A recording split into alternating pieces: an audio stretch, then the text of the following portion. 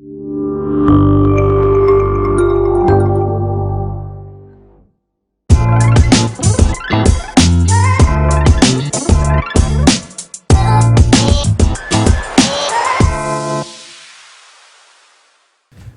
Monsef Belkhayat. Merci Rachid. Je rappelle que vous êtes, on va commencer par vice-président de la région de Casablanca-Stade. Je suis président de Dislog, c'est business ou politique? Roya Monsef. Roya Monsef? Non, Roya Monsef, c'est plus politique que business. Hein. Non, pas du tout. C'est l'homme, le citoyen casablancais qui aime Casablanca, qui aime son pays, qui aime le Maroc. Qui est patriote. Et qui est aujourd'hui militant, que ce soit au niveau politique, au niveau économique. Parce que quand on est entrepreneur, qu'on crée des jobs, on milite aussi. C'est une forme de militantisme. Donc voilà. Donc Monsef Belkhayat à mi-chemin entre politique et économie, business, c'est ça? Voilà. Et vous êtes très à l'aise, c'est votre identité, ça, en fait? Oui. À l'heure où on reproche aux hommes politiques de faire du business, c'est une forme de collusion politique et business. Je peux comprendre ça. Ouais. Notamment ceux qui font de la politique et ensuite, après avoir fait de la politique, commencent à faire du business. Il se trouve que dans mon cas, j'étais un businessman, j'étais un entrepreneur avant de faire de la politique. Et donc, j'ai apprécié ce monde qui est celui de devoir se battre pour ses idées et de défendre un projet de société. Je me suis toujours battu pour défendre un projet de société moderne, progressiste, où la religion n'a pas le droit de citer dans la politique et la religion ne doit pas régir les relations sociales entre les gens. La religion est quelque chose de personnel et par conséquent, je me suis battu pour l'idée selon laquelle il faudrait que chacun soit libre et que les libertés individuelles puissent être respectées dès lors qu'on respecte la loi. Donc, quand vous dites « je me suis battu », ça veut dire que vous avez arrêté de vous battre ou... Non, mais disons vous avez l'air fatigué, Monsef Belkhayat. Est-ce que Monsef Belkhayat, l'homme politique et la bête politique, on l'a connu? Est-ce qu'elle est fatiguée, cette face-là de Monsef Belkhayat? Je me battrai jusqu'à mon dernier souffle pour défendre mes idées et de pouvoir faire du Maroc un pays pour que tous nos enfants puissent y vivre de manière heureuse et de manière libre. On ne laissera jamais la religion réduire les libertés individuelles. C'est mon credo et ce sera mon credo jusqu'à mon dernier souffle. Mais aujourd'hui, j'ai envie de dire, ce qui pose ou poserait problème, c'est l'instrumentalisation de la religion ou le chômage, la précarité sociale, les inégalités, la relance économique. Les choses sont très liées. Je vous donne un exemple. Vous avez un ancien chef de gouvernement qui, aujourd'hui, n'a absolument aucun cadre institutionnel pour pouvoir prendre une position. Vous parlez d'Abdellah Benkiran, hein? Oui. Ouais, pour le citer. Et vous avez un gouvernement qui est formé d'une majorité et qui se met d'accord sur ce qu'on appelle une loi cadre sur l'éducation. L'éducation, c'est l'école de demain. Et cette loi cadre consiste à dire, dans un article, qu'il est permis à ce que les matières d'enseignement technique soient faites en langue étrangère. L'ensemble des commissions parlementaires, des groupes parlementaires et le président du Parlement avaient fait une réunion la veille pour aligner le texte sur lequel il y avait un consensus global de l'ensemble des députés et qui devait être voté à l'unanimité. Un chef de gouvernement qui, en dehors des institutions, qui n'est ni parlementaire, ni ministre, et qui est un ancien, qui fait un discours et qui bloque le vote de cette loi en demandant aux députés de son parti de ne pas voter. Ou à Saladin Atmani Je considère que c'est grave. De partir si vous avez voté. Est-ce que ça vous avez été surpris? Je ne suis pas surpris, mais je suis déçu. Cette position politico-idéologique. Je suis déçu. Je suis déçu parce que lui-même sait très bien l'importance que les langues étrangères ont pour pouvoir trouver du boulot, se battre contre la précarité, se battre contre le chômage. Nous sommes de plus en plus dans un monde global. La langue arabe, la langue amazigh, fuqrasna wa aynina, c'est notre langue nationale, on en est fiers. On est tous d'ailleurs polyglottes, mais en même temps, si vous voulez trouver un job et vous voulez vous battre contre la précarité, contre le chômage, il faut donner aux enfants les outils pour qu'ils puissent le faire. Les outils, c'est quoi? C'est aujourd'hui les langues, c'est l'informatique, c'est le digital, c'est les nouvelles technologies. Vous avez écouté Saladin Atmani la semaine dernière?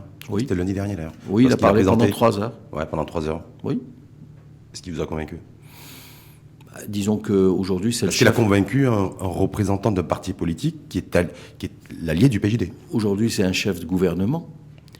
Maintenant, il a parlé de choses extrêmement basiques. Le monde est en train de changer. Il y a de grosses batailles sur la data, il y a de grosses batailles sur le digital, il y a de grosses batailles sur l'innovation, sur la recherche et le développement. On est complètement à côté de la plaque. Donc, quelque part, aujourd'hui... Vous savez qu'il n'en a pas parlé. Non, il n'en a pas ça a duré parlé. 3h15. C'est pour ça que je vous le dis. Mais quand on est membre du RNI, qu'on fait partie de ce gouvernement, est-ce qu'on ne se dit pas il y a quelque chose qui tourne, qui cloche, qui tourne pas rond? Non, est-ce qu'on n'a pas aussi une responsabilité politique en la matière? On se dit qu'il y a des priorités à gérer. La priorité pour nous aujourd'hui, elle est basée sur un livre que nous avons sorti qui s'appelle La Voix de la confiance et qui est un feedback de l'ensemble des citoyens marocains dans toutes les régions où nous sommes allés et qui met la priorité sur 3 axes importants. Trouver des emplois aux jeunes, l'école pour les enfants et la santé. Ça, c'est les 3 missions de service public qu'on considère comme étant aujourd'hui catastrophiques pour les jeunes Marocains.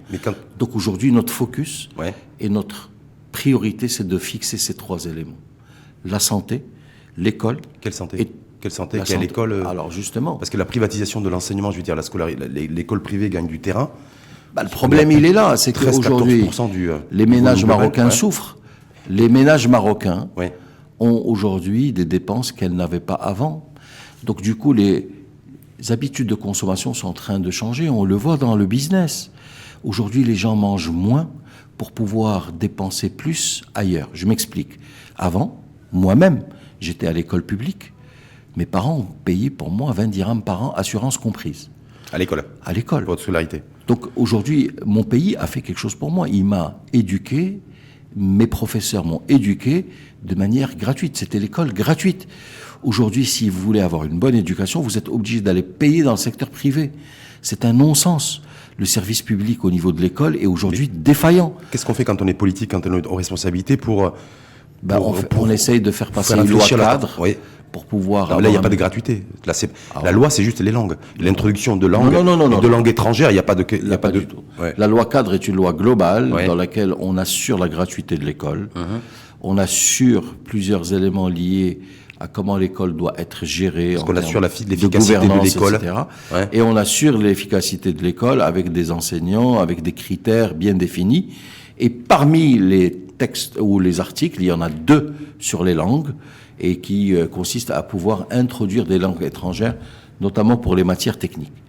Et je pars du principe aussi que si vous voulez avoir une bonne école, il faut avoir de bons professeurs. Comme c'était de notre temps, on avait des professeurs qui étaient bons. On avait un contenu pédagogique qui était bon. Ça, c'était avant. Est-ce qu'aujourd'hui, le mindset, on se doit d'intégrer que pour avoir une bonne école et avoir de bons enseignants, il faut payer? Non. Est-ce que c'est ça aujourd'hui? Il faut que le service public retrouve ses lettres de noblesse. Il faut que le service public offre une bonne école aux citoyens et que cette école soit une école gratuite comme c'était le cas il y a 30 ans. Mais gratuite, c'est pas... Il y a la gratuité, effectivement, mais c'est surtout l'efficacité. Est-ce qu'aujourd'hui, vu au rythme où vont les choses, est-ce qu'on peut imaginer un seul instant que l'école publique peut redevenir une école où on forme des têtes bien faites et pas que les têtes bien pleines? J'y compte bien. Le budget aujourd'hui de l'éducation nationale est de 55 milliards de dirhams. Je le dis, je le redis. En hausse de 25 milliards de dirhams grâce au PJD. C'est pas... Non. Confirmé aussi? Non, c'est ce qu'a dit Saladin Al-Jmani en disant que de 2016 à 2019, il y a une revalorisation de 25% du budget du ministère de l'Éducation nationale. C'est faux. Le budget de l'Éducation nationale est passé de 30 milliards de dirhams à 50 milliards de dirhams en 2010. Et le ministre des Finances qui a mis ce budget était Salah Eddine Mzouar, du temps où le ministère de l'Éducation nationale avait lancé ce qu'on appelle le plan d'urgence. Aujourd'hui, on se rend compte que c'est un problème de gouvernance et un problème de contenu. Quand vous enlevez la philosophie, que vous enlevez à chaque enfant la possibilité de pouvoir contredire et avoir un raisonnement l'esprit critique. D'esprit critique. Mais ça, cette école-là existait bien avant l'arrivée du Parti Justice et Développement. Et d'antithèse, etc. Cette écolle-là existait bien avant l'arrivée du Parti Justice et Développement. On gouverne pour pouvoir redresser les choses. Et quand on n'est pas capable de redresser des choses, qu'est-ce qu'on fait? On se quitte, on se barre. On doit partir. On doit partir. Pourquoi vous partez pas le RNI? Disons que le RNI a aujourd'hui des portefeuilles ministériels qui fonctionnent plutôt bien. Le ministère du Commerce et de l'Industrie, avec Moulay Hafid Al-Alami, fonctionne bien. Avec l'industrie, les assises du commerce. Vous avez vu le rapport de la Cour des comptes, là, hier? Non, je ne l'ai pas encore vu. Sur les services en ligne?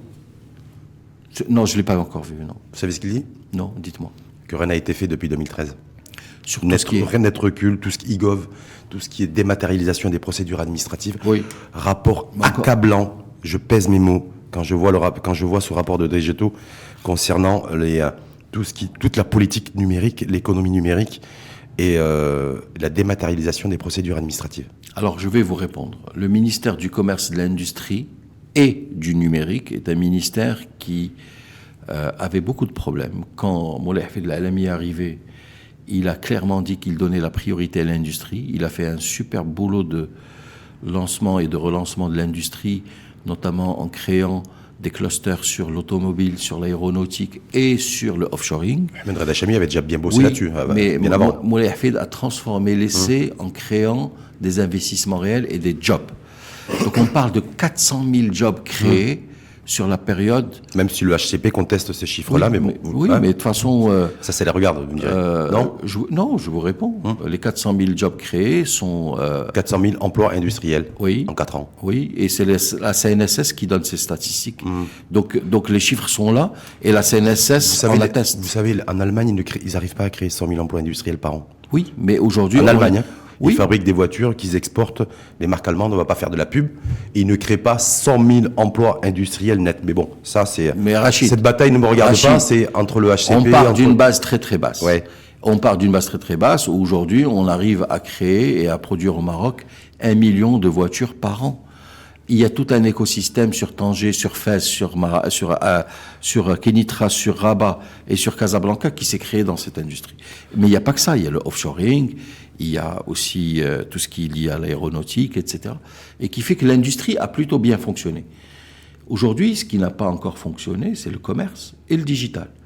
Donc je pense que là, il est en train de changer de priorité, maintenant que l'industrie est sur les rails, pour lancer le commerce et le digital. Il a lancé les assises du commerce à Marrakech il y a un mois. Vous sous-entendez que jusqu'à présent, Moulay Hafid Al-Alami, en l'occurrence, celui qui est en charge de ce portefeuille ministériel, n'a pas fait grand-chose, voire n'a rien fait sur le commerce et sur le digital. J'ai dit qu'il a fait de grandes choses sur l'industrie. Sur l'industrie. Et que là, il a délaissé ou qu'il a délaissé. Il l'a dit lors des assises du commerce. Grave, il a dit au commerce. Délaisser le digital. Il avait 1600 commerçants en face de lui. Ouais. Il leur a dit, mea culpa. J'ai rien fait. Je me suis occupé de l'industrie parce que l'industrie avait des problèmes.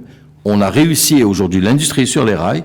Maintenant, on va nous occuper du commerce et c'est pour ça que j'organise les assises du commerce et c'était un grand succès.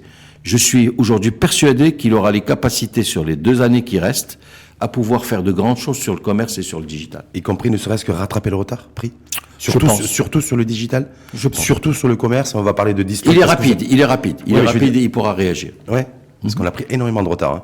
Ah bon ? Et les autres ont pris beaucoup d'avance. Oui, sur le digital, on a pris un peu de retard, c'est vrai, mais on n'est pas les seuls à avoir pris du retard. Aujourd'hui, on est en train de voir que même l'Europe est en train de prendre beaucoup de retard. Le monde est en train sur des grands enjeux. L'Europe veut se battre veut se positionner entre les États-Unis et la Chine. Mais regardez ce qui se passe sur la 5G, ce qui se passe sur Huawei, ce qui se passe entre Google et Huawei. Vous savez qu'il n'y a aucun chef de parti, y compris le vôtre, Aïssa Renouch, en l'occurrence, ou cela dit notre ministre chef de gouvernement. Je suis en train d'en parler. Oui, mais pourquoi ils n'en parlent pas eux ? Moi, j'en parle. Ne parle pas de la 5G. J'en parle parce que... Comme si on était privé de ces débats-là. Comme si on n'était pas concerné par les enjeux. Quand j'en parle, je parle au nom du RNI. D'accord, allez-y. Et donc aujourd'hui, je considère qu'on est en train de rater un débat qui est important et qui est aujourd'hui un débat mondial. Oui. Et ce débat mondial, aujourd'hui, il faut qu'on soit clair. Même l'Europe est en train de le rater. Aujourd'hui, sur la big data, il n'y a aucune entreprise européenne qui est en train de sortir du lot. Et aujourd'hui, le match qui existait entre 3 grands groupes qui étaient les États-Unis, l'Europe et la Chine est en train de devenir un match entre les États-Unis et la Chine seulement, et l'Europe est en train de perdre. Et il faut qu'on fasse attention parce que le Maroc est arrimé à l'Europe. Donc il faut vraiment... Et à l'Europe, et je vais être peut-être affiner un peu, et à la France en particulier. La France, mais aussi l'Espagne, beaucoup plus la France que l'Espagne, je veux dire. Disons que sur les grandes entreprises, on est arrimé à la France. Sur les petites et moyennes entreprises, on est Je arrimé vous à dis ça l'Espagne. parce que la France est un des pays européens qui est le plus à la bourre au niveau digital et au niveau numérique. Alors, Voilà. oui. Donc je me dis autant s'arrimer, autant se. Oui, c'est vrai. Voilà. Oui, c'est vrai. Oui, c'est vrai. Maintenant, il faut qu'on réfléchisse à une vraie stratégie par rapport au GAFA. Il faut qu'on ait une vraie stratégie de contenu. Faut les taxer. Moi, je suis pas pour les fiscaliser taxer. ou pas les fiscaliser ou pas Moi, je suis pour trouver un écosystème avec les agences médias, les annonceurs et le groupement des annonceurs pour rééquilibrer la publicité entre le contenu local et celui des GAFA. On n'aura pas d'autre choix que de trouver des équilibres. Maintenant, des équilibres peuvent être gérés par de la fiscalité, mais je pense qu'il faut surtout protéger le contenu local et faire en sorte à ce qu'on puisse maîtriser le contenu marocain de telle sorte à ce qu'il ne parte pas ailleurs. Mais est-ce qu'il est attractif, le contenu? Déjà, il n'est pas très important, le contenu national. Tout ça sont de nouveaux métiers. Il y a tout un. Il y a des. On se lamente beaucoup. Il y a des centaines de sites qui se créent tous les jours. Il y a de nouveaux métiers de journalistes en ligne qui se créent. Il faut réglementer. Il faut que la loi puisse se faire et s'adapter par rapport aux évolutions. Les évolutions sont aujourd'hui beaucoup plus rapides que l'agilité des gouvernements à faire des lois. C'est-à-dire que l'horloge politique, c'est plus l'horloge économique, l'horloge digitale. On n'est pas sur le même timing. On n'est pas sur le même timing. Pour vous, la 5G, ça peut être un vrai challenge pour nous? Ah oui. Ah oui. Vous savez pourquoi je vous dis ça? Parce qu'on est l'école, ça va être compliqué, ça va prendre du temps à se remettre en route. La formation professionnelle, il y a toute une nouvelle feuille de route, mais ça va demander aussi un peu de temps. La 5G arrivera au Maroc en 2022-2023. Maximum. Ouais. Et par conséquent, il faut se préparer à la 5G. Et entre-temps, il faut préparer des projets de big data et d'intelligence artificielle. Et on en a. Je vous donne un exemple. Nous, dans nos activités professionnelles privées, donc dans la distribution, nous avons des multinationales qui nous demandent aujourd'hui d'exporter de l'expertise marocaine à l'étranger. On vient de faire un investissement à Singapour. L'expertise l'expertise technique dans la distribution, dans le digital et dans tous les métiers de gestion de la relation client. Et donc, aujourd'hui, des multinationales avec qui on travaille au Maroc nous demandent de partir ailleurs, en Asie, notamment pour pouvoir envoyer des cadres marocains et ramener de l'expertise marocaine là-bas. Donc ça veut dire qu'il y a une expertise chez nous qui est exportable, et en même temps on a des compétences qui s'exportent. On a des jeunes qui sont juste extraordinaires, qui ont un potentiel énorme. Donc on a une expertise exportable et on a en même temps des jeunes qui s'exportent. Mais il y a 10 ans, on avait des jeunes qui rentraient au pays. Donc c'est des mouvements migratoires qui sont liés à certaines tendances. C'est pour vous, c'est quoi? Vous êtes fuite des cerveaux ou plutôt mobilité naturelle, normale? Mobilité naturelle. Le monde est devenu un petit village. On voyage facilement. Aujourd'hui, on transfère de l'argent en 1 minute d'un... Chrono, bien encore, le temps va se redire. D'un bout, d'un côté du monde à l'autre. Aujourd'hui, on est en communication sur Skype à n'importe quel endroit du monde et on est en live. Et j'aurais jamais pu penser un jour que mon groupe investirait à Singapour. Aujourd'hui, on investit à Singapour et les moyens technologiques nous permettent d'être à Singapour tout le temps. Ça veut dire que Moussa Belkhayat se sent beaucoup plus à l'aise aujourd'hui dans son costume de businessman, de président-directeur général de Dislog, que dans son costume de militant RNiste, ancien ministre, même si vous êtes toujours habité par ce projet de société. Mais c'est ça en fait, j'ai l'impression que le Moussa Belkhayat que j'ai en face de moi aujourd'hui, c'est ça. Non. Il y a 1 an, vous étiez là, jour pour jour. C'était le jour de l'élection d'ailleurs de Salah Mezouar. Ouais. Voilà, on avait fait ce débat juste avant le ftour. Voilà. Ouais. Et c'était le boycott, c'était la bataille, c'était oui, on vous fait ci, on vous fait ça au niveau du RNI. 1 an après, Salah Belkhayat, voilà, beaucoup plus détendu, beaucoup plus apaisé, beaucoup plus philosophe aujourd'hui vis-à-vis de l'exercice politique aussi. Et puis se dire voilà. D'abord, ce qu'il faut savoir, c'est que j'ai toujours été entrepreneur avant d'être un homme politique. Oui, ce que vous avez dit d'ailleurs d'emblée, ouais. Donc je l'assume parfaitement. Ouais. Ensuite, moi, je fais de la politique de manière très différente des autres. C'est pour ça que je suis un petit peu clivant. Mais en même temps, je défends mes idées et je défends un projet de société. Aujourd'hui, le business se porte bien. Notre groupe s'est plutôt bien développé. J'en suis heureux. Et c'est une histoire entrepreneuriale où j'ai commencé... Il y a eu aussi des relais, des soutiens politiques. Le fait d'être... Non, pas du tout. Non, absolument pas.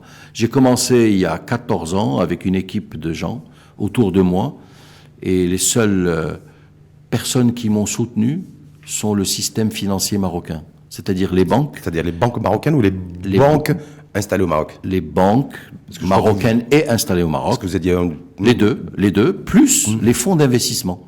J'étais accompagné par des fonds d'investissement Et je le dis de manière très claire, c'est grâce à eux qu'on a su et on a pu créer un groupe qui aujourd'hui emploie 1600 personnes, qui fait plusieurs milliards de chiffre d'affaires et qui a des contrats avec des dizaines de multinationales. La force que j'ai eue, c'est que j'ai eu une stratégie qui travaille que avec des multinationales. Zéro entreprise publique, zéro société de collectivité locale. Elle est extraordinaire, celle-là. C'est-à-dire que vous travaillez qu'avec les étrangers, vous. Je ne travaille... Pour être sûr d'être payé à la fin du mois? Non. Pour ne pas avoir de collusion sur ce qu'on appelle le conflit d'intérêts. Je ne travaille avec aucune entreprise publique pour éviter une collusion quelconque par rapport au conflit d'intérêts. Et vous arrivez à vivre et à vous développer? Disons que parce que quand on est dans un pays et qu'on se refuse de travailler avec l'État, au sens large, oui.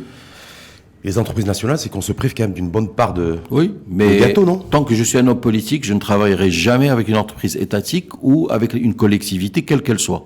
Le jour où je prendrai des distances et que je démissionnerai de mes mandats politiques, je reviendrai. Mais là, j'aurai plus de casquette politique, je ne serai plus politiquement exposé, et donc personne ne pourra dire qu'il y a conflit d'intérêts. C'est parce que ça s'est dit, ou ça se dit toujours d'ailleurs, pour des gens qui vous sont proches. Disons que c'est toujours compliqué de faire de la politique et de faire des affaires en même temps. C'est un mauvais mélange des genres. Maintenant, quand on réfléchit de manière très claire, c'est que être entrepreneur, c'est aussi un métier. Pourquoi on pardonnerait à un avocat ou un médecin ou un pharmacien ou un ingénieur d'aller au Parlement et pas un entrepreneur? Un entrepreneur aussi crée des entreprises, crée des jobs et il fait partie de l'environnement économique du pays. Donc il doit faire partie aussi de l'environnement politique. Et puis franchement, entre vous et moi, il y en a combien qui sont politiques et hommes d'affaires? On parle d'une quinzaine de personnes, d'une vingtaine. Alors il y a tellement de concentration en matière de richesse et tout. Les monopoles et les rentes que du coup ça fait un effet. Mais ça c'est partout dans le monde, c'est pas seulement au Maroc. Est-ce que vous savez que sur les 20 dernières années, étude de Bernie Sanders, 90% de la richesse créée aux États-Unis a été captée par 1% de la population. Donc ce problème, il est mondial, il n'est pas seulement au Maroc. La redistribution de la valeur créée. C'est pas pour autant qu'il faut pas le combattre ou il faut pas essayer. Bien sûr qu'il faut le combattre. Mais en tout cas, on le combat comment? Par des mouvements politiques où il faut choisir des partis qui soient des partis de social-démocratie qui puissent donner la liberté d'entreprendre, mais en même temps de redistribuer la richesse de manière un peu plus équitable. Tout à l'heure, vous avez fait référence, Moussa Belkhayat, aux assises du commerce, avec la fiscalité qui se sont tenues juste avant les assises, d'ailleurs nationales de la fiscalité. À Srelat, vous avez suivi ça de près aussi, la fiscalité. Qu'est-ce que vous retenez, vous? La première des choses que je retiens, c'est que très peu de personnes ou d'entreprises payent l'impôt au Maroc. Vous avez appris ça ou le saviez? Mais je le savais. Confirmé, malheureusement, seuls les salariés et les grandes entreprises payent leurs impôts. Alors, il faut absolument... Mais ça veut dire quoi? Ça veut dire qu'il y a de l'irresponsabilité politique aussi? Parce qu'on a laissé faire, on a l'impression que... D'abord, c'est historique. Les gens ont découvert que... Voilà, mais il faut savoir que c'est historique. Qu'est-ce qui est historique? C'est historique. Les Marocains, dans l'histoire, n'ont jamais aimé payer l'impôt. Donc, pendant les 12 siècles de règne des différents monarques et des différentes dynasties, il y a eu des hauts et des bas par rapport à cette histoire de collecte de l'impôt. Donc le Marocain, par définition à la base, n'aime pas payer l'impôt.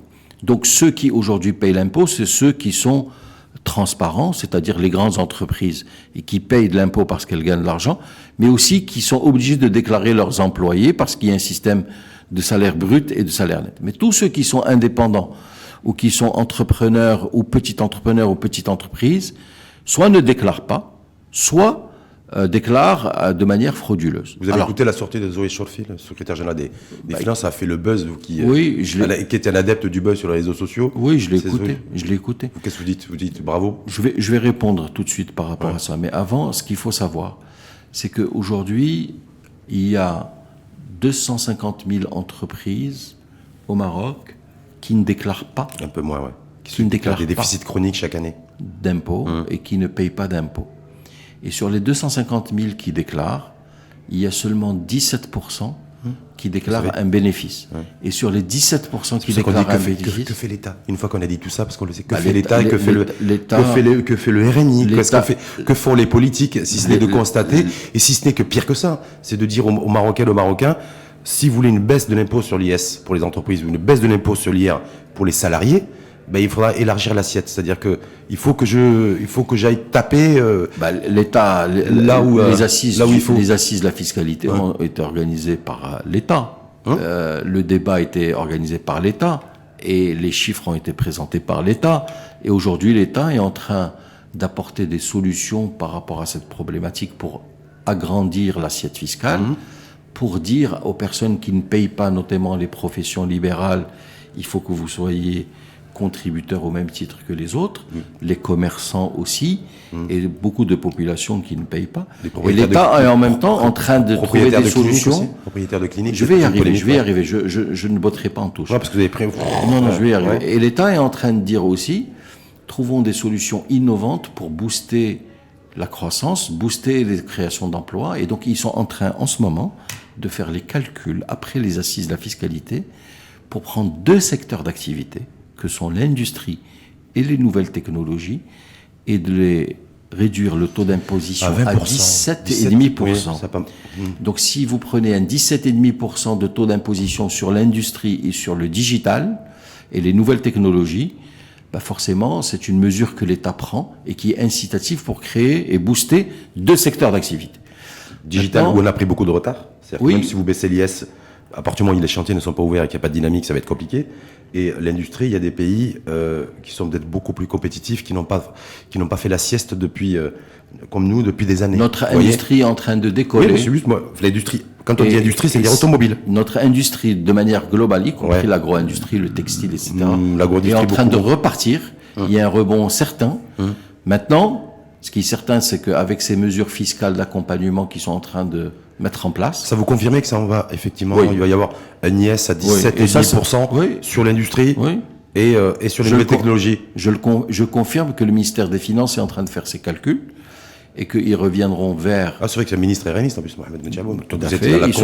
Ils sont en train de faire les calculs. Ils vont revenir vers la communauté, l'écosystème, parce que ça a été discuté lors des assises de la fiscalité, pour, j'en suis certain, apporter une solution positive nous permettant de pouvoir relancer ces 2 secteurs que sont les nouvelles technologies et l'industrie. Maintenant, je reviens à la question de Zoher Chorfi. C'est la sortie. Je pense que Zoher Chorfi a fait une sortie remarquable. Je pense que Zoher Chorfi a été courageux. Et je pense que Zoher Chorfi est un monsieur qui est d'une honnêteté et d'une probité exceptionnelle.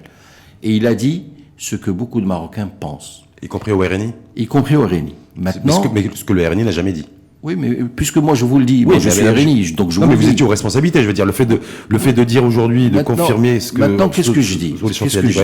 Il faut être précis sur ce que je dis. Zoher Chorfi a raison de dire que c'est une honte que quand on veut se faire soigner, on nous demande de mettre un chèque de garantie dans une clinique.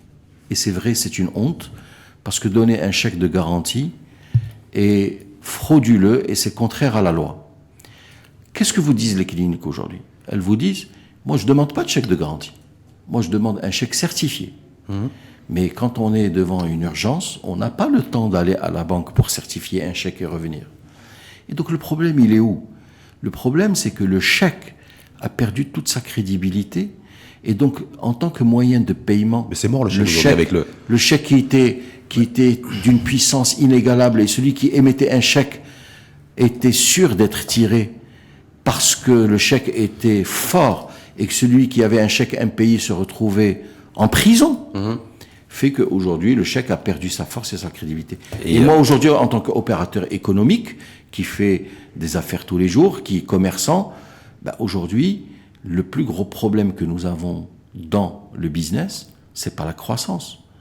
C'est le recouvrement de notre argent qui se faire payer, aujourd'hui se faire payer, encaisser. Juste pour c'est devenu la croix et la bannière. La croix et la bannière. Juste par rapport, juste pour finir avec Zoher Chorfi, au-delà du... Je félicite Zoher. Oui, vous l'avez. Mais il a aussi dit, c'est ce qui a fait bondir surtout les propriétaires de cliniques, que ces propriétaires-là, en tout cas ces cliniciens, dissimuleraient jusqu'à 90% de leurs revenus. Que conteste aujourd'hui la profession et le secteur. D'ailleurs, il y a une plainte qui a été déposée. Mais juste, voilà, c'est surtout ça qui a fait bondir. Non, il y a beaucoup plus que le chèque. Il n'y a pas de plainte qui a été déposée. Ils ont retiré ils ont retiré leurs menaces parce qu'ils savaient que s'ils devaient aller sur ce terrain, ils allaient perdre. Maintenant, ce qu'on peut dire, on ne peut pas généraliser. Dans toutes les professions, il y a des gens honnêtes, il y a des gens moins honnêtes. Il y a beaucoup de cliniques qui sont honnêtes, mais il y a aussi des cliniques où ce genre de pratique existe. Donc, il faut qu'on arrête de se voiler la face. Il y a ce genre de pratique, ce n'est pas généralisé, et il faudrait que chacun balaie devant sa porte. Le gouvernement et l'État doivent faire son travail, mais aussi les corporations et les métiers doivent faire leur travail pour que les gens deviennent citoyens et qu'on arrête de faire en sorte à ce que chacun optimise de son côté. Juste, on va finir avec un contrat de confiance qui doit être rétabli, et ça doit être une des mesures clés des assises de la fiscalité. Et ça a été fait ou pas? Je pense que oui. Ouais. Il y a eu une sensibilisation, il y a un débat. Vous savez, on est en train de débattre. Donc ces sujets deviennent des sujets importants, mais pas seulement pour les médecins, mais pour toutes les professions libérales et pour les commerçants aussi, qui sont aussi de très mauvais contribuables. On l'a vu avec la facturation électronique, ça résiste. Exact. C'est une population avec qui vous êtes en contact quotidiennement aussi. Oui. C'est des fraudeurs. Ceux qui ont refusé la facturation électronique, la transparence. Alors, est-ce que c'est des fraudeurs? Ces commerçants-là? La réponse est non. Je vous explique. Il y a aujourd'hui 1 million de commerçants qui emploient 1,5 million de personnes. Ces commerçants, c'est qui? C'est l'épicier du coin. Cet épicier du coin, il ouvre sa boutique à 6 heures du matin et il la ferme à 1 heure du matin. Donc, il travaille 19 heures par jour. C'est un stabilisateur social incroyable. C'est celui qui ramène le pain à 300, 400 foyers autour de lui dans le quartier, qui ramène le lait, qui ramène les produits de première nécessité. C'est celui qui prête de l'argent à différents clients avec ce qu'on appelle le carnet. C'est celui qui, quand un voisin a une fête ou a un problème quel qu'il soit, c'est celui qui l'aide. Donc on doit pas lui faire payer l'impôt. Non, on doit pas supporter l'impôt. Non, j'ai pas dit ça. Donc c'est des gens qui... Je vais vous dire, oui. je vous répondrai de manière très claire. C'est des gens qui, sur la base de leur chiffre d'affaires, sont des gens qui gagnent entre 3 et 8 000 dirhams par mois. Il faudrait qu'on puisse mettre un système d'impôt forfaitaire qui soit en ligne avec ce niveau de revenu, entre 3 et 8 000 dirhams. On sait le faire, ça. Au même titre que dans le secteur privé. Et trouver une solution avec eux qui soit une solution libératoire, de paiement d'un impôt libératoire au forfait. Par contre... Mais est-ce que c'est pas dur à faire, ça? Par contre, il y a de gros clients, ce qu'on appelle les gros clients, les grossistes, chez qui il y a beaucoup de chiffre d'affaires, mais très peu de marge, parce que les marges dans la distribution sont très faibles. C'est des gros volumes, en fait. Jusqu'à présent, l'administration fiscale a préféré le faire à travers ce qu'on appelle la cotisation minimale, qu'ils ont augmenté à 0,75%. Je pense que c'est une erreur et qu'il faut trouver une solution autre qui permette à ces contribuables de rentrer dans la transparence et de payer un pourcentage par rapport à ce qu'ils gagnent en ligne avec une entreprise, quelle qu'elle soit. Donc il y a du boulot à faire.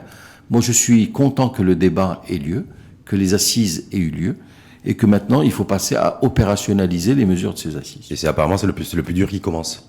C'est le plus dur qui commence. C'est une question de culture, c'est une question de contrat de confiance, mais c'est aussi une question d'équilibre macroéconomique et de chiffres. On ne peut pas faire des changements qui risquent de nous faire baisser nos recettes fiscales, parce que le Maroc a besoin de ces recettes fiscales, et tout mouvement et chaque chose compte. Et c'est pour ça 92% du budget. Donc si on touche, il y a un impact direct, pas indirect, mais direct. C'est pour ça que je vous ai dit tout à l'heure que l'administration fiscale, que le ministère des Finances est en train de calculer l'impact d'une mesure qui est celle de baisser l'impôt sur les sociétés, sur le digital et sur l'industrie, pour savoir si on peut le faire, de quelle manière on va le faire et combien de temps on va prendre pour le faire. Et surtout évaluer, parce que jusqu'à présent, tout ce qui est incitation fiscale et exonération fiscale n'ont jamais été évalués non plus. Exactement. Ce qui fait qu'aujourd'hui, l'agriculture est toujours soutenue fiscalement. Exactement. Maintenant, l'agriculture a d'autres problèmes. Il y a lieu de mettre en place des processus d'agrégation, d'aider le petit agriculteur à faire partie de centrales d'achat et de centrales au moins de grandes coopératives, si on n'y arrive pas, ça beaucoup donc il y a du boulot à faire là-dessus. Le plan Maroc vert a donné d'excellents résultats. Il faut maintenant continuer pour... Ouais, d'excellents résultats? Oui. Pourquoi il n'y a pas eu les assises de l'agriculture? Ça a surpris beaucoup de monde aussi. Non, il y a eu les assises de l'agriculture. Oui, mais enfin, il y a eu 22 ministres étrangers qui sont venus aux assises de l'agriculture. Oui, mais je vais en marge du SIAM, justement. Le SIAM, il devait y avoir un grand rendez-vous pour la nouvelle feuille de route. Non, ce qui se passe sur le plan Maroc vert, c'est qu'on a fait un super boulot en amont au niveau de la production. Donc du coup, on commence aujourd'hui au niveau agricole à avoir une bonne production.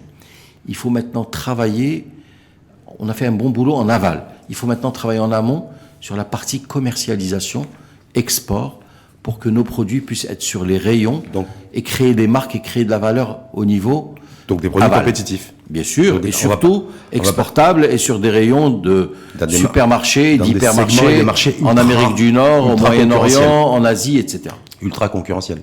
Oui. La tomate, la banane, la pomme de terre. Et il n'y a pas que l'Europe. Le haricot. Et il faut chercher ailleurs qu'en Europe.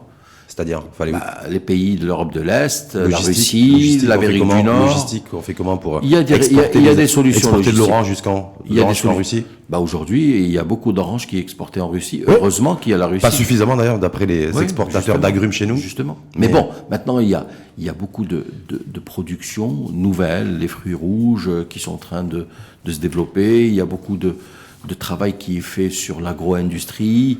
Ouais. Il y a beaucoup de travail qui est fait... Agro-industrie, agrochimie. Oui, non, agro-industrie. Oui, mais parce que des fois, il y a une frontière assez poreuse. Non, la frontière n'est pas poreuse. J'ai dit des fois, mais dans le monde, il y a tout un débat d'ailleurs. Nous avons un office qui fait super bien son travail, qui s'appelle l'Office national de la sécurité alimentaire. Et je peux vous dire qu'il veille au grain. Il veille au grain pour la sécurité alimentaire des gens. On finit juste là-dessus, mon Sebel Riyad, parce qu'on malheureusement on est pris par le temps.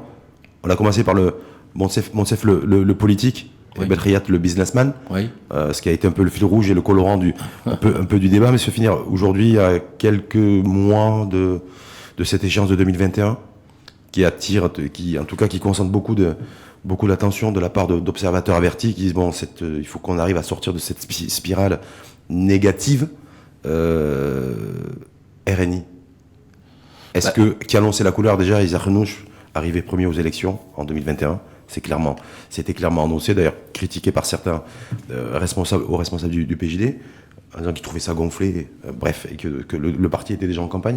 Mais c'est dire aujourd'hui, est-ce que c'est l'objectif majeur d'arriver et de finir en tête, primo, et deuxio, est-ce que c'est d'arriver avec le bilan du gouvernement? C'est-à-dire, voilà, pendant 5 ans, on est un parti qui a fait partie d'un gouvernement sortant, voilà, toutes nos réalisations, vous allez vous appuyer là-dessus. Alors d'abord, Aziz Arnouch a un seul objectif, c'est de construire un parti qui s'appelle le RNI et de mettre en place au sein du RNI des institutions qui n'ont jamais existé. Il est arrivé il y a 2 ans, il a mis en place une gouvernance qui n'a jamais été égalée au RNI sur les 40 dernières années et il a mis en place des institutions nouvelles telles que tout ce qui est relatif aux jeunes, à la femme, mais pas seulement, les ingénieurs, les avocats, les professions libérales dans plusieurs... Ce qui existe dans tous les partis politiques déjà. Oui, mais le RNI était un parti politique différent. C'était un rassemblement d'indépendants et donc n'avait pas des structures institutionnelles. Et c'est Aziz Arnouch qui les a mises en place. Deuxième élément, c'est qu'il a mis en place un système de gouvernance sur le terrain avec un maillage territorial où il a séparé le politique de l'administratif. Dans le passé, le même coordinateur gérait le politique et l'administratif. Aujourd'hui, on a mis en place ce qu'on appelle un système de 4 yeux, 4 oreilles, nous permettant... 4 yeux, 4 oreilles? Oui. C'est vrai que vous écoutez tout le monde? Non, ça nous permet de pouvoir enlever le clientélisme de la gestion politique. Quand vous avez quelqu'un qui gère toute la partie gouvernance, administrative, financière, dans une petite ville, et qu'un autre gère la partie politique, vous enlevez toute la partie clientélisme et vous devenez focus sur votre projet de société. Et enfin, Aziz Arnouch a mis en place une stratégie dans laquelle il a dit il y a du retard sur plusieurs secteurs. Notre position en tant que RNI, c'est de dire on va prioriser 3 secteurs d'activité pour les fixer et son engagement, c'est de fixer l'école, fixer la santé et fixer le chômage. C'est les 3 engagements que nous prenons dans une stratégie, c'est-à-dire qu'il faudra... dans un livre qui s'appelle La Voie de la confiance. Oui, mais j'ai vu qu'il est sorti l'an dernier. Mais maintenant, ce travail, c'est un travail où il a été fait depuis maintenant 2 ans, depuis qu'il est arrivé. Oui, on a travaillé tous les week-ends. Depuis maintenant 2 ans, tout le monde disait, mais pourquoi vous travaillez les week-ends? Il n'y a pas encore d'élection. Tout simplement parce que le RNI, depuis l'arrivée d'Aziz Arnouch, travaille tous les jours, partout au Maroc, sans qu'il y ait d'élection. Vous avez une attitude et le comportement d'un parti qui serait dans l'opposition, pas un parti qui est aux responsabilités. On n'est pas se dire voilà ce qu'on prépare, voilà comment on le prépare, voilà nos priorités, ça c'est un parti d'opposition. Aujourd'hui vous êtes à responsabilité. Quand vous annoncez, Aziz Arnouch a annoncé il y a à peu près 1 an et demi la création de 2,5 millions d'emplois, ils veulent nous faire oublier qu'il est aux responsabilités, lui et d'autres ministres du RNI. lorsqu'il veut ramener le taux de chômage à 8%, il oublie de nous dire qu'il est aux responsabilités, que le taux de chômage officiel est au-delà de 10%. Le chômage est en augmentation. Non, le chômage est stable à 10%. Non, mais en fait, il a remonté là. Non, il a remonté de 0,1%, mais c'est pas assez significatif pour dire qu'il remonte, c'est stable. 25% chez les 15-24 ans. Ce que je suis en train de vous dire. C'est pour ça que j'essaie de comprendre. C'est que Aziz Rakhnouch, en tant que chef de parti, vous dit, mon projet, il est dans un livre que j'ai fait, en prenant les feedbacks des citoyens et en étant proche des citoyens pendant les 2 dernières années. Et j'ai travaillé tous les jours, partout au Maroc, tous les week-ends, pour écouter le citoyen et mettre en place une stratégie qui puisse répondre à ses besoins. Je suis arrivé à une conclusion qu'il y a tellement de choses sur lesquelles on est en retard que je dois choisir. Je choisis 3 secteurs, rien de plus. Oui. L'école, la santé et le chômage. Et je m'engage à pouvoir délivrer. Je m'engage à délivrer 2,5 millions de jobs sur une législature de 5 ans.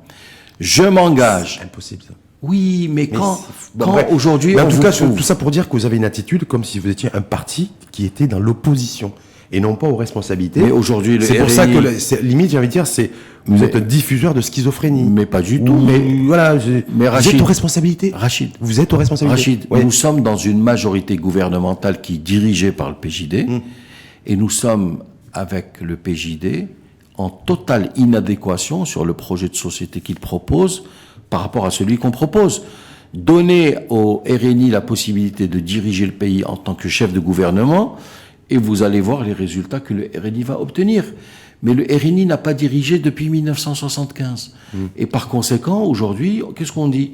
On dit que tant qu'on n'est pas aux fonctions de chef de gouvernement, qu'on choisit notre gouvernement, notre majorité, nos ministres et notre technostructure, il est très compliqué pour nous de pouvoir composer avec un parti politique sur lequel on est dans la même majorité, mais dans lequel on n'est pas du tout d'accord sur le projet de société. Oui, le projet de société, mais en tout cas, le bilan qui a été présenté à mi-mandat et celui qui doit être présenté à la fin de la mandature, en 2021, ne sera pas celui du RNI. Le mandat qui va être présenté avec le bilan sera celui des ministres du RNI. Nous sommes très fiers de leur action, que ce soit au niveau de la justice, que ce soit au niveau du commerce et de l'industrie, du ministère des Finances, qui aujourd'hui a toujours été sur les 10 dernières années RNI, et sur d'autres secteurs tels que le tourisme, Vous êtes fier de ce qui a été fait par les ministres RNistes au niveau des finances, de l'économie et des finances sur les 10 dernières années? Alors, vous savez, en 2010, on va prendre 2011 avec une petite projection 2021, parce que j'ose espérer et croire que Mohamed Chaboun va finir son mandat en 2021. Vous savez, la croissance que va connaître l'endettement du pays et la dette souveraine du pays. Oui. Elle va être importante. Oui. On risque de finir à ce train-là 80. Non. Nous serons à 65% du PIB. Ça, c'est pour le Trésor. Moi, je parle de la dette souveraine tout combinée. Avec les offices et les établissements publics. Oui, mais il faut comparer le comparable. La dette intérieure et la dette extérieure. C'est le moment de se dire, la France a une dette supérieure à celle du Maroc. Oui, mais le problème n'est pas là. Ils ont notre patrimoine. Le problème n'est pas là. Non, mais simplement, est-ce que la dette souveraine du Maroc n'est pas un problème. Le Maroc a des fondamentaux économiques solides. Le Maroc est le seul pays d'Afrique et de la zone euro sud qui n'a pas dévalué sa monnaie depuis 30 ans.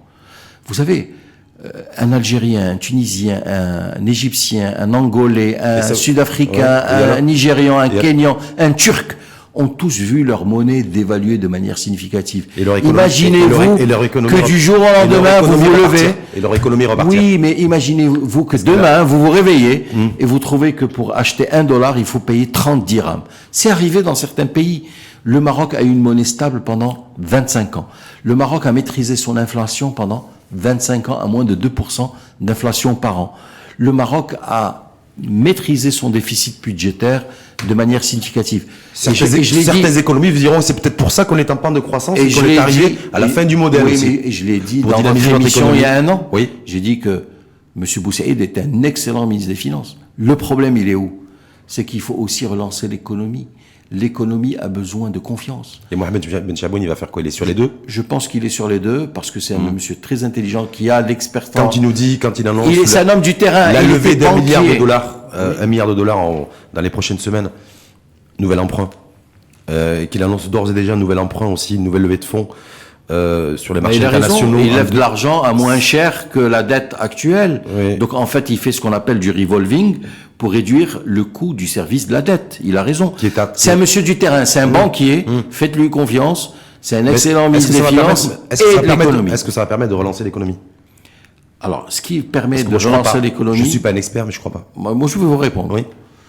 L'image du Maroc auprès d'investisseurs étrangers est excellente. Les investisseurs étrangers, aujourd'hui, font confiance au Maroc quand ils analysent les fondamentaux et les chiffres du Maroc de l'extérieur. Ils sont heureux de venir investir au Maroc. C'est un pays où on n'a pas besoin d'avoir un actionnaire local. C'est un pays où on peut récupérer ses management fees, ses technical fees. On peut récupérer son capital. Quand on vend son entreprise, on peut la rapatrier en devise.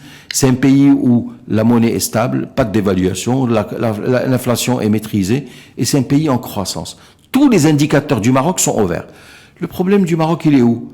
C'est par rapport aux investisseurs locaux marocains. Et pourquoi c'est les Marocains qui ne font pas confiance en leur pays pour investir. Ben moi, je vais à contresens. Je viens d'annoncer plusieurs millions de dollars d'investissement sur 4 projets industriels parce que je crois en mon pays. Maintenant, peut-être qu'on ne gagne plus les 20 ou 30% qu'on gagnait avant. En termes de marge. Oui. Aujourd'hui, on gagne beaucoup moins. Peut-être qu'on est 6, 7, 8.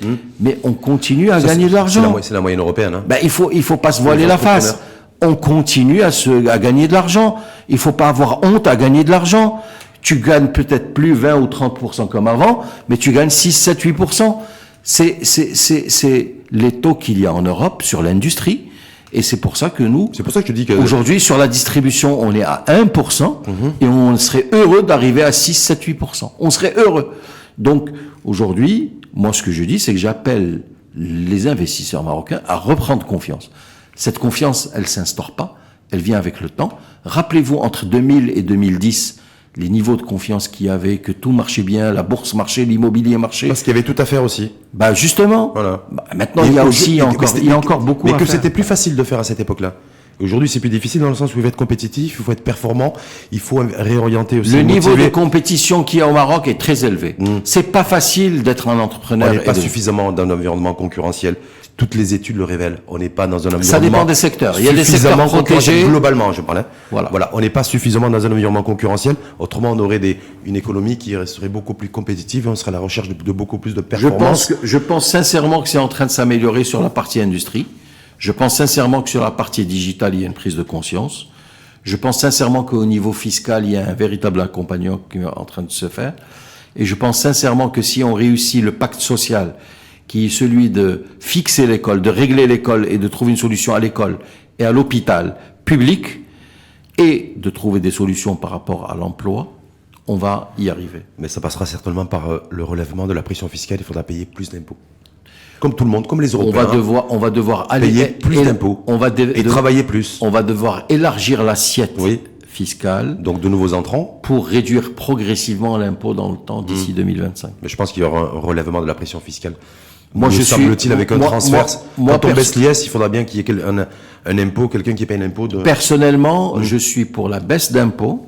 Je suis pour l'augmentation du SMIC pour donner du pouvoir d'achat aux citoyens, pour que la consommation se relance sur la base d'une stratégie de demande interne. Mais quand on relance le SMIC, c'est-à-dire relancer la consommation sur des produits de grande consommation, Prenez par exemple les Chinois. Oui. Il y a 6 ans, le SMIC en Chine était de $300. Aujourd'hui, est-ce que vous savez à combien il est? Le SMIC en Chine? Oui. Il est à 280. Il est à $800 maintenant. Le salaire minimum? Oui. Ouais, mais pas dans toute la Chine. Alors, dans toute la Chine, le salaire minimum est passé de manière progressive de $300 à $800. Est-ce que vous savez ce que les Chinois vous disent? Ils vous disent, on était la première usine du monde, on veut devenir le premier pays de consommation au monde. On va augmenter notre SMIC à $1 500 sur les 7 prochaines années. Donc c'est une stratégie qui est celle de passer de la plus grande usine du monde. Sauf que vous dites pas, c'est que les Chinois ont délocalisé toute leur industrie, l'industrie textile. Justement. C'est pour ça qu'on s'est fait planter, nous on a manqué une belle occasion. Ils sont barrés en Éthiopie. Non, pas seulement en Éthiopie. Entre autres. Alors, puisque les et au Bangladesh. Puisque les salaires minimums sont en train d'augmenter de manière significative en Chine, il y a une délocalisation des Chinois sur d'autres pays qui vont aujourd'hui être les prochains dragons en termes de croissance. Mais c'est plus la Et Thaïlande. c'est là où le Maroc doit récupérer une partie de cette croissance. Bon, moi je vais vous dire simplement, Moussa Belkhayat, donc c'est intéressant que vous parliez de ça parce que j'avais fait cette fiche, parce que je me suis dit, avec Moussa Belkhayat, on peut partir sur différents terrains en termes de débat. La Chine, le salaire minimum aujourd'hui, c'est 326 Non, c'est en train de... dollars, 3200, 3300 dirhams. Simplement. Mais quand c'est intéressant. C'est en train de monter de manière significative, Oui, croyez-moi. Bangladesh, on est autour de 950 dirhams, 1000 dirhams. Voilà. L'Éthiopie, on est autour de 240 dirhams par mois. Et la Chine a augmenté. Ça veut dire quoi? On veut chinoiser. Vous êtes partisans pour chinoiser l'économie marocaine? Mais Parce que nous, avec un SMIC à un salaire minimum à 2200 dirhams, on n'est pas compétitif. Hein. Mais ça s'appelle pas chinoiser. Non, je vous pose la question. Attendez, le Maroc... Parce qu'ils ont récupéré tous les gros carnets de commandes industriels, textiles, chinois. Ça n'a rien à voir avec chinoiser. Aujourd'hui, le Maroc est trop dépendant de l'Europe. Aujourd'hui, notre économie dépend à 70% de l'Europe.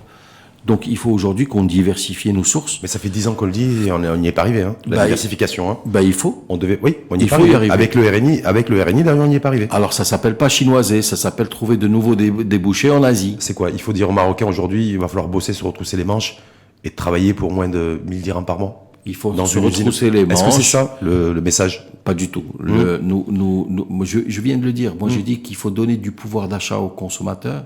Et je suis pour. Mais il faut leur donner un job et un salaire. Je suis pour l'augmentation du SMIC. Personnellement, je considère qu'il faut que le SMIC arrive au Maroc sur les 5-10 prochaines années à 4500 dirhams par mois. C'est comme ça qu'on pourra créer de la demande interne et relancer l'économie. Ouais, donc il faut pas avoir peur à donner de l'argent aux gens. Est-ce qu'on va être compétitif pour attirer Parce que les gens, quand on leur donne de l'argent, ils consomment.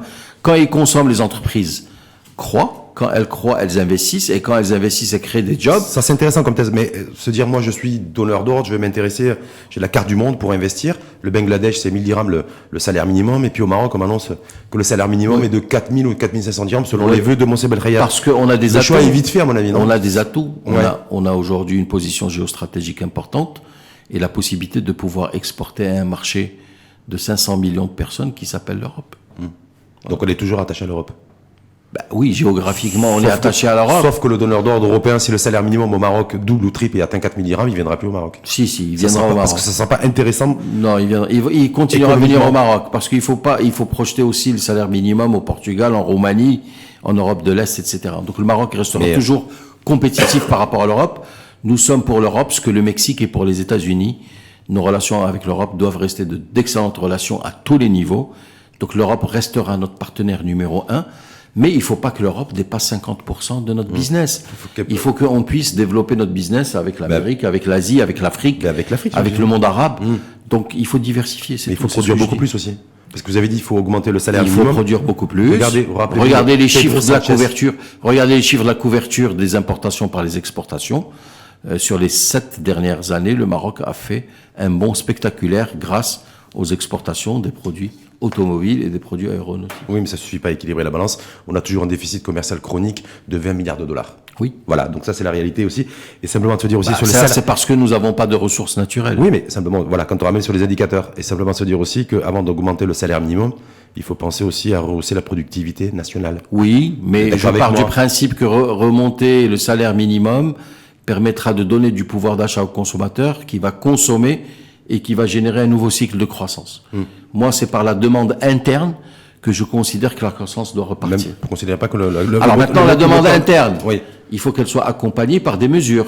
C'est-à-dire que tu donnes pas du salaire supplémentaire au consommateur et que ce salaire supplémentaire doit être consommé sur de l'import. Il faut qu'il soit consommé par de la production nationale et de l'industrie locale. Qu'il soit disponible, on appelle ça les produits de substitution. Exactement. Qu'il soit dispo, mais donc il faut pousser, ce qui n'est pas le cas. Il faut pousser l'industrie, il faut pousser l'agro-industrie, d'ailleurs, vous êtes dans l'agriculture. Vous êtes dans la biscuiterie, vous. Ouais. Vous avez l'ambition de décrocher, d'avoir à peu près 10% de part de marché, me semble-t-il. 5%. 5%, entre 5 et 10. Vous aviez dit non? Oui. Sur la biscuiterie, est-ce qu'on est compétitif? Justement. Non. Parce que c'est secteur que vous connaissez très bien. Moi, je vous réponds. Ouais. Moi, j'ai commencé la biscuiterie en important des biscuits d'Égypte. Ouais. Et j'ai très vite compris que si je voulais atteindre mes objectifs entre 5 et 10%, il fallait faire une usine au Maroc parce que importer du biscuit était pas du tout compétitif. Donc c'est un exemple intéressant.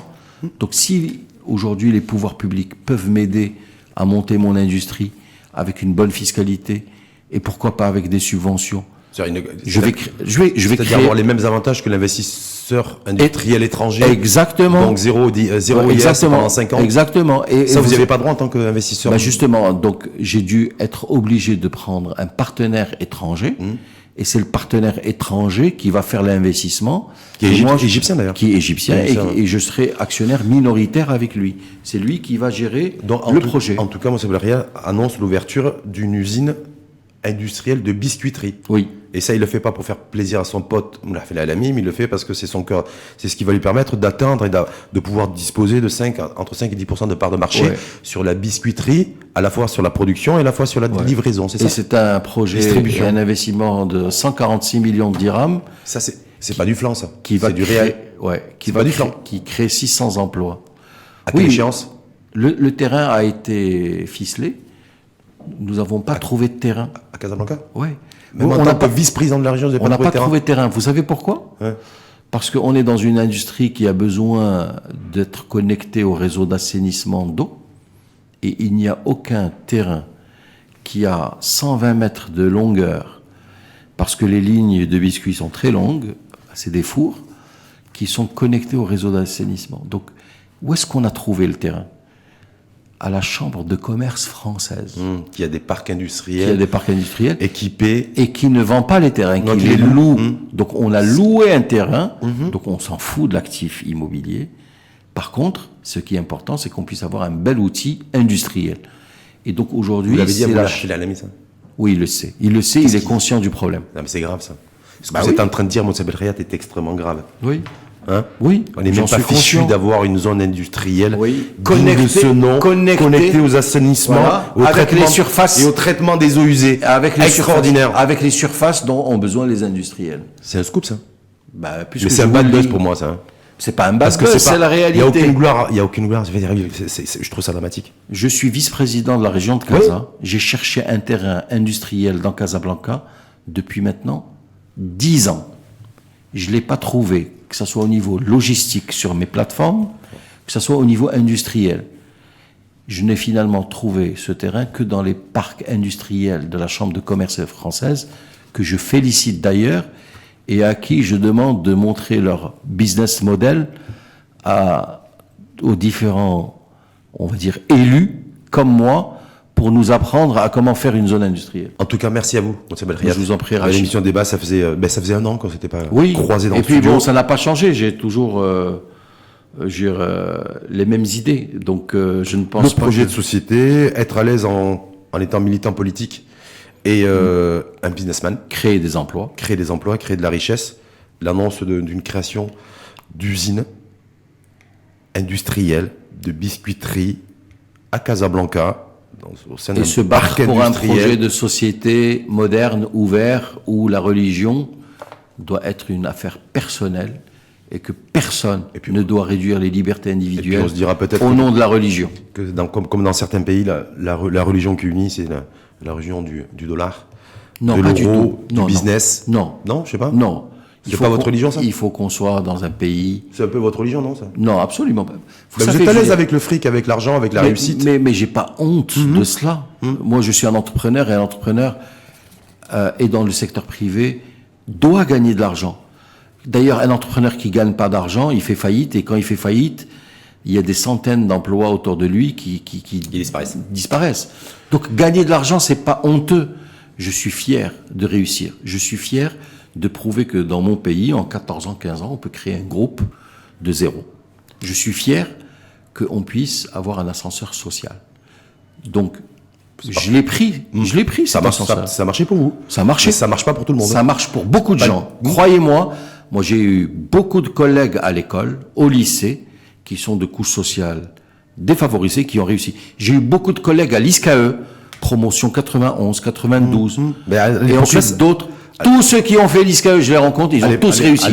Il n'y a pas un seul ISCAïste qui n'a pas réussi. Par contre, ceux qui vont faire des études... Quand on était ingénieur à l'EMI, d'études islamiques, écoutez, 90, début 2000, quand on fait des études islamiques, et qu'on ne parle pas d'autres langues que l'arabe, on a un problème.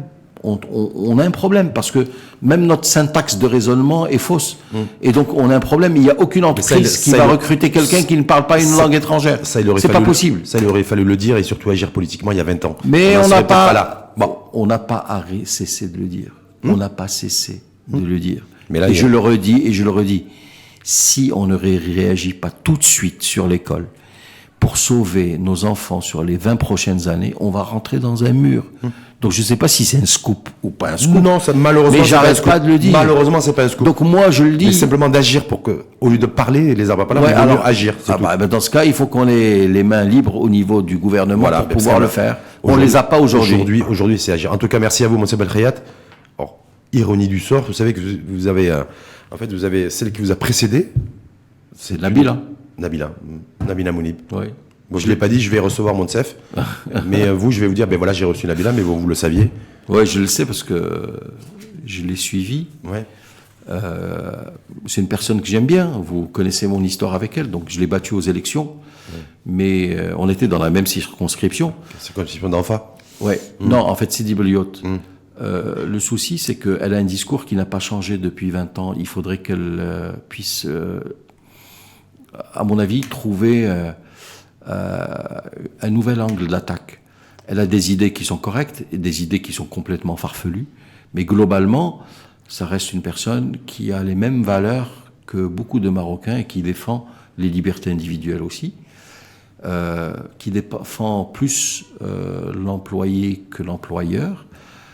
Qui a des idées qui consistent à dire que les employés doivent être actionnaires des entreprises dans lesquelles ils travaillent parce qu'il faut partager de manière équitable la création de richesses. Sur le fond, ça a du sens. Ça peut avoir du sens. Non, je suis complètement en désaccord avec elle. Pas l'action là, il y a possible du salarié. Il faut différencier. Pour le responsabiliser aussi. Il faut différencier entre un entrepreneur qui prend un risque par rapport à son argent et qui doit avoir un rendement meilleur qu'un salarié qui travaille et qui, en contrepartie de son travail, a un salaire. Donc la prise de risque n'est pas la même. C'est une philosophie. Donc en tout cas, vous aimez beaucoup et vous respectez beaucoup Nabila Mounib. Oui, je la respecte. Je la respecte parce que c'est une femme politique engagée qui se bat pour ses idées. J'ai beaucoup de respect pour elle.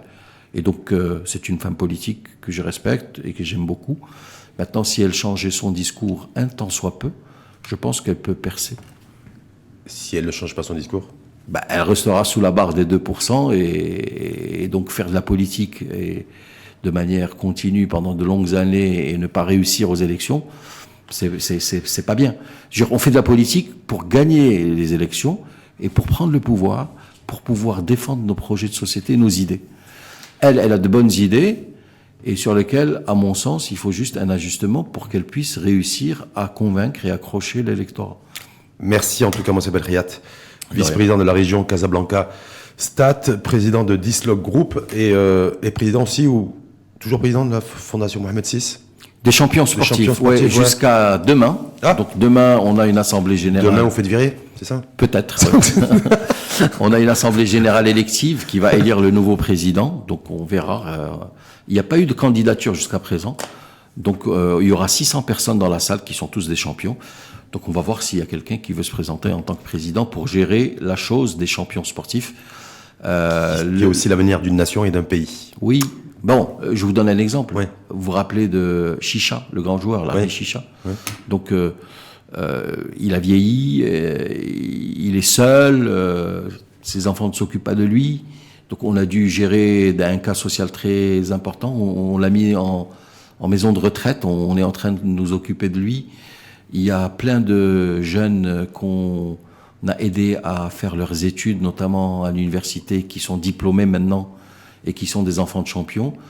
On leur a tous donné la couverture sociale et une possibilité de retraite ou de pouvoir louer leur logement. Et donc là, aujourd'hui, la chose sociale pour les anciens champions est réglée. Et c'est une fondation qui fait un travail fantastique dans la discrétion la plus totale. Mais ça peut être inspirant aussi pour les professions libérales qui souhaiteraient avoir aussi un système de prévoyance sociale et de couverture. Effectivement.